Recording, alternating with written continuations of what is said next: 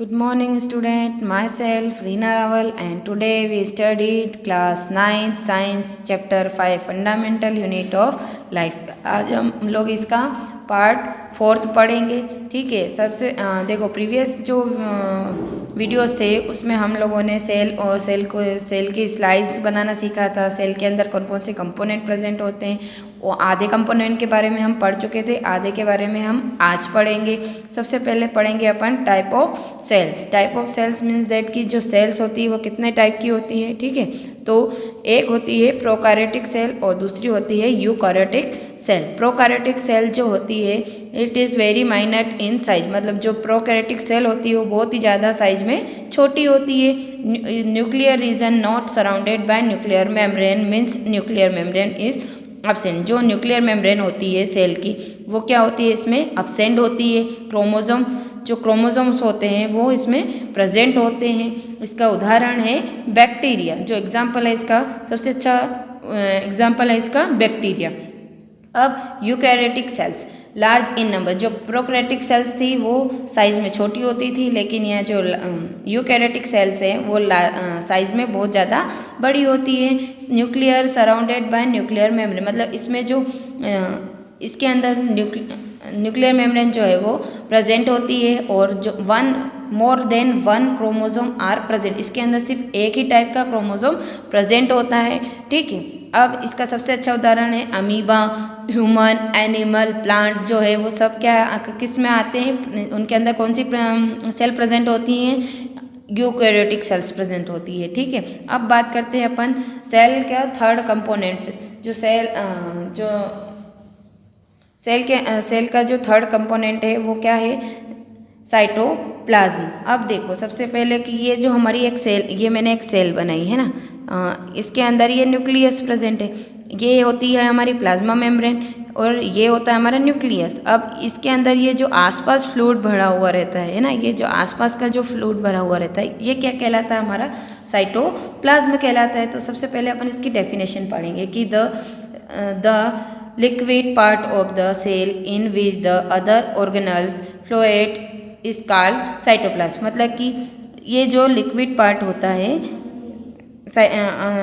Cell के अंदर वो क्या कहलाता है, liquid part of the cell in which other organelles float is called cytoplasm. अब देखो एक तो लिक्विड पार्ट भरा हुआ रहता है और जो इसके साथ साथ में जो छोटे छोटे ये आपको कुछ ऑर्गेनल्स दिख रहे हैं, है ना, कुछ ऑर्गन्स दिख रहे हैं इसके अंदर, आकृतियाँ दिखाई दे रही हैं। ये क्या कहलाती है, इसमें सेल ऑर्गेनल्स कहलाते हैं। इसके मतलब ऑर्गेनल्स मतलब कि जैसे कि हमारी बॉडी के अंदर अलग अलग टाइप के ऑर्गन्स प्रेजेंट होते हैं, है ना।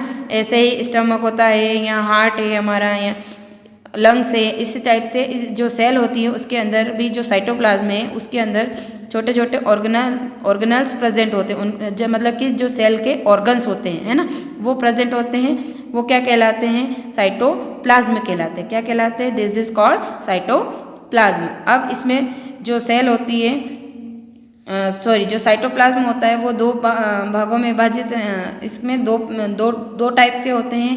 ठीक है, एक होता है दो भागों में विभाजित होता है साइटोसोल और दूसरा होता है cell organelle. Cytosol the aqueous component of cytoplasm. Aqueous component मतलब कि जो ये लिक्विड वाला पार्ट होता है वो क्या कहलाता है, मतलब कि पानी। एक्वस का मतलब होता है पानी। जो पानी वाला भाग होता है वो क्या कहलाता है, साइटोसोल कहलाता है। अब cell organelles, these are the internal organ of the cell.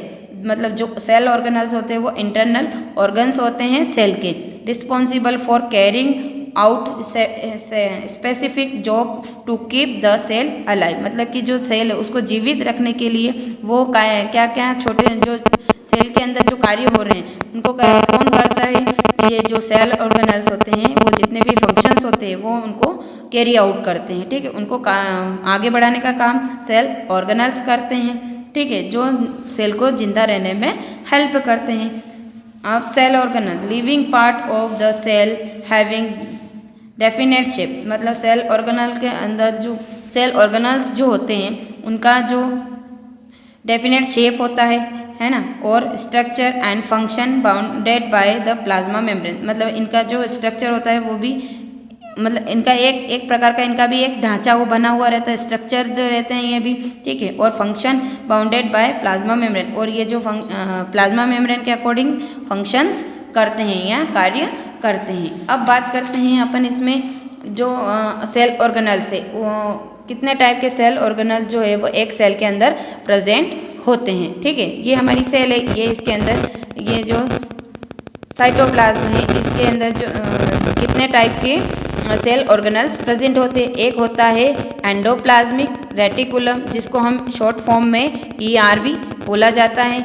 एक होता है गोल्गी अपर्चर्स, एक होता है लिसोसोम, माइटोकॉन्ड्रिया, प्लास्टिड एंड वैक्यूल्स। ये 6 टाइप के जो हैं वो सेल ऑर्गेनल्स जो है वो हमारी सेल के अंदर प्रेजेंट होते हैं। अब इनके बारे में हम नेक्स्ट वीडियो में पढ़ेंगे, ठीक है। तो सेल स्ट्रक्चर के अब इनके बारे में हम पढ़ते हैं। अब इनके बारे में हम लोग पढ़ेंगे कि ये क्या होते हैं और ये हमारी जो सेल है उसके अंदर कहाँ प्रेजेंट होते हैं।